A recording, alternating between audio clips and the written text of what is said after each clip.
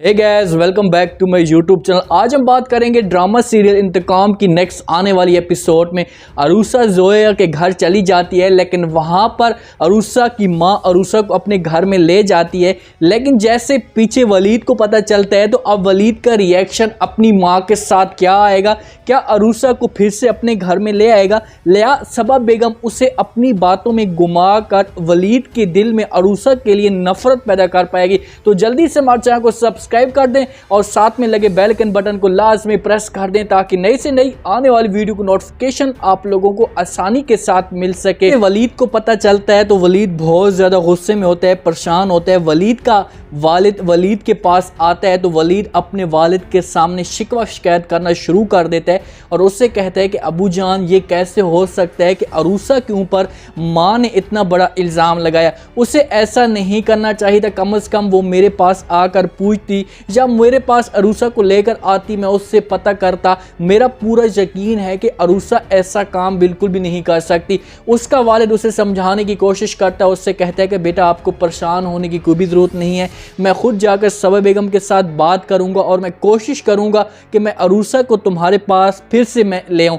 लेकिन वलीद अपने वालिद को साफ इनकार कर देता है। अरूसा जैसे जाती है घर में, वहां पर उसकी माँ उसे समझाने की कोशिश करती है। नीलू का अरूसा का वहां पर रहना अच्छा नहीं लगता, वो चाहती है कि यहाँ से जल्द चली जाए। अरूसा अचानक काम कर रही होती है, उसकी तबीयत ख़राब होना शुरू हो जाती है, उससे चक्कर आना शुरू हो जाते हैं। तो वहाँ पर उसकी माँ उसके पास आती है और उससे हॉस्पिटल में लेकर जाते हैं। जैसे ही हॉस्पिटल में लेकर जाते हैं तो वहाँ पर डॉक्टर साहब अरूसा को खुशखबरी सुना देते हैं कि ये एक बच्चे की माँ बनने वाली है। जैसे अरूसा की माँ ये बात सुनती है तो वो तो बड़ी खुश हो जाती है, क्योंकि वो चाहती थी कि अरूसा को कोई सहारा मिल सके।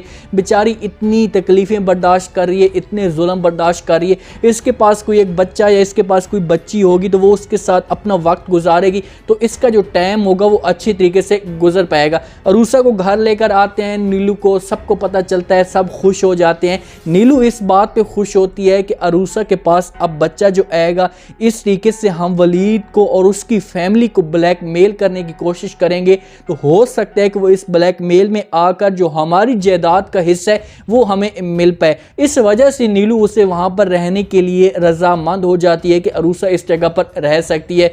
वहां की माँ अरूसा को समझाने की कोशिश करती है, उससे कहती है कि तुम ऐसा करो कि तुम जाकर ये सब कुछ बता दो, वलीद को कॉल पे बता दो या जहीर साहब को कॉल पे बात बता दो कि उनके लिए अब तुम्हारी जो अहमियत है वो बढ़ चुकी है। जैसे अरूसा ये बात सुनती है तो फ़ौरन अपनी माँ को साफ इनकार कर देती है, उससे कहती कि माँ जी नहीं, मेरी ज़ात या मेरी इज़्ज़त उनके लिए बिल्कुल भी अहम नहीं है, उनके लिए सिर्फ और सिर्फ पैसा और कुछ भी उनके लिए अहम नहीं है। तो वहाँ पर उसकी माँ से टोक देती है, उससे कहती है कि नहीं बेटा, ऐसी कोई भी बात नहीं है, अब तुम्हारी ज़ात और तुम्हारी इज़्ज़त जो है इनके लिए ज़्यादा अहमियत रख चुकी है, क्योंकि अब तुम्हारे पास जो है बच्चा आ चुका है, तो तुम्हारी जो वैल्यू थी अब उनकी निस्बत ज़्यादा बढ़ चुकी है। तुम एक दफ़ा उनको बताओ तो सही। वहाँ पर बैठी नीलू भी फ़ौरन अरूसा को कहती है कि हमें कोई भी एतराज़ नहीं है, तुम जहाँ पर जितने दिन भी रह सकती हो रह लो, हमें किसी किस्म का कोई भी आपके ऊपर शक नहीं है, ये बात करने का कोई भी हक नहीं बनता।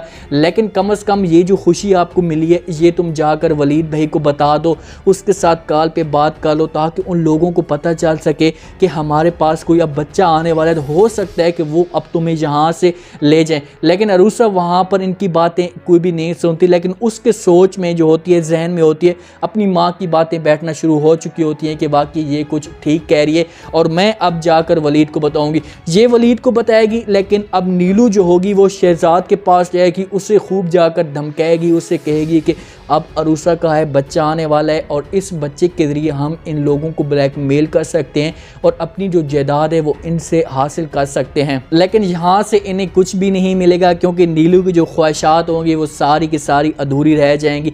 बिलाल साहब और जोया ने यह फैसला कर लिया है कि हम अब अलहदा घर में रहेंगे, अलहदा जगह ले लेंगे, क्योंकि उसकी माँ ने बिलाल के जहन में इतनी नफ़रतें डाल दी हैं कि अब बिलाल का उस जगह पर रहना बिल्कुल हक भी नहीं बनता, क्योंकि उसकी माँ सिर्फ और सिर्फ जोया के साथ जो टच थी वो लालच की वजह से टच थी।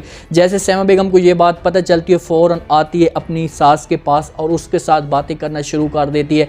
उससे कहती है कि भाई अब बिलाल और जोया जा रहे हैं तो अब हमें भी यहाँ से चला जाना चाहिए, ये पुराना सा घर है, इस घर की क्या औकात है, और वैसे भी हमें पैसों की ज़रूरत है शायद, और हम भी अपना कुछ ना कुछ बनाना चाहते हैं, और बिलाल भी अलहदा रह रहा है और हम भी अलहदा चले जाएंगे, जो इस घर का हिस्सा होगा वो हमें आधा आधा मिल जाएगा।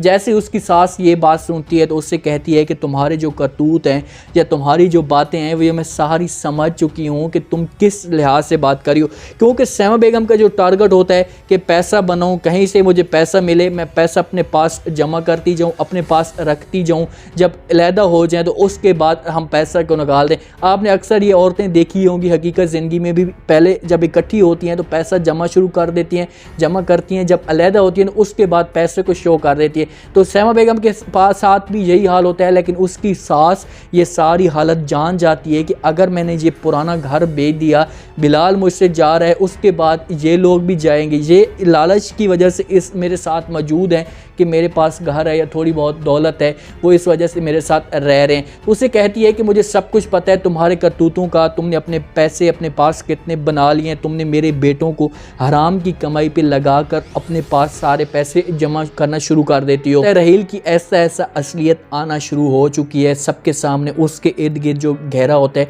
वो तंग होना शुरू हो चुका है। अब अपने जो ससुर के ऑफिस में जाते हैं तो वहाँ पर जो भी उसके डॉक्यूमेंट्स होते हैं, कागज़ होते हैं, जो उसने मिलावट की होती है या 2 नंबरी की होती है, तो वो कुछ दिनों के लिए बहाना बनाकर 15 से 20 दिन के लिए टूर का बहाना बनाता है, और जो भी डॉक्यूमेंट्स होते हैं वो अपने पास लॉकर में जमा कर लेते हैं और अपने पास चाबियां ले लेते हैं, क्योंकि जो वो डॉक्यूमेंट्स होंगे अगर वो ज़हीर साहब के हाथ चढ़ जाते हैं तो उसका जो किए करता होगा, जो कट्टा होगा, वो सारा खुल जाएगा। वहाँ से वो कुछ दिनों के लिए चला जाता है बहर, 15-20 दिन के लिए, जितने भी उसके बाद डॉक्यूमेंट्स होते हैं और कागज़ होते हैं वो लॉकर में जमा कर देता है। जैसे ज़हीर साहब ऑफिस में आता है, चाबियाँ मांगता है अपने मुलाजमों से, किसी से भी, तो उसको चाबियाँ नहीं मिलती। उन्हें पता चलता है कि रहील जो था, आपका जो भी बेटा था या जो कुछ भी था, वो अपने पास चाबियाँ लेकर चला गया। तो फ़ौरन सबा बेगम के पास घर आता है, उसे आकर सब कुछ बता दे, तो उससे कहता है कि मुझे समझ नहीं आ रही कि रहील ने ऐसा काम क्यों किया, कम से कम वो मुझे बता देता या कुछ कॉल पे बता देता। उसने सारे डॉक्यूमेंट्स अब लॉकर में जमा कर दिए। अब सबा बेगम का जहन देखो और उसकी सोच देखो, वो किस हिसाब से बात करती है। वो उसे कहती है कि देखो वो आपकी हिफाजत करता है, आपका ख़ास ख्याल करता है, वलीद की निस्बत वो इतना अच्छा है, पूरे आपके ऑफिस को या घर को वो संभाल रहा है, तो उसने किसी काम के लिए गए होंगे, उससे पता होगा कि सेफ्टी के लिए मैं रख रहा हूँ, कुछ दिनों के बाद वो वापस आ जाएगा, तो उसके बाद आपको वो कागज़ सारे दे देगा। लेकिन ज़हीर का जो शक होता है वो 70% जो होता है वो बढ़ता जा रहा है। एक अरूसा के साथ उसने बदतमीज़ी की, उस जगह पर भी इससे पता चल गया, और अब ये जो डॉक्यूमेंट्स वाले होते हैं ये भी इस तरीके से इसे पता चल जाएगा, क्योंकि ये कारोबारी बंदा है, तो कारोबारी बंदे की सोच जो होती है वो वसी होती है और उसे हर चीज़ का पता होता है कि अगले बंदे के दिमाग में क्या चल रहा है और क्या नहीं चल रहा। लेकिन ऐसा रहील की असलियत आएगी, बीनी को अपने किए करने की सज़ा ज़रूर मिलेगी, जिस हिसाब से बीनी ने किया अरूसा के साथ और पूरे घर को बर्बाद किया बीनी ने, तो इसको भी सज़ा ज़रूर मिलेगी। तो उम्मीद है आज का ये रिव्यू, आज का ये प्रोमो आप लोगों को पसंद आया होगा। आपने कमेंट सेक्शन में अपनी लाजमी देनी और बताना है कि आपको क्या लगता है कि क्या अरूसा की जब घर में बच्चा आएगा या उस वलीद को पता चलेगा तो उसके बाद क्या वलीद अरूसा को अपने घर में लेकर आ जाएगा। आपने कमेंट सेक्शन में अपनी लाजमी देनी और चैनल को लाइक सब्सक्राइब लाजमी कर देना। अपना खास ख्याल करें, दुआ में याद रखें। मुझे दीजिए इजाज़त। अल्लाह हाफ़िज़।